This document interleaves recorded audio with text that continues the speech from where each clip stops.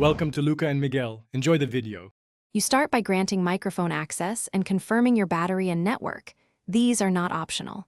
Open the app, sign in, and find the voice channel or call button. Once done, select headset or speaker output.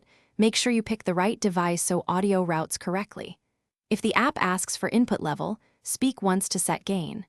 This first step gets you into a live session quickly and prevents basic audio failures before you continue. You tap Join or Call and immediately check mute controls. That single action controls whether people hear you.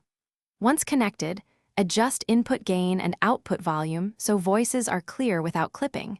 Enable echo cancellation or noise suppression when available because it reduces background distractions. Make a quick test. Say a short phrase and listen back if locally recorded. Then decide between hands-free, or you wrap up by ending the call using disconnect or leave, and then confirm the session closed so background processes stop. If audio degrades, first restart the app. Next, switch between Wi-Fi and mobile data and toggle microphone permission.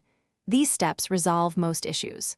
Once corrected, rejoin the channel and test with one person to verify clarity before returning to the group. This final sequence ensures a clean exit and a quick recovery path when things go wrong.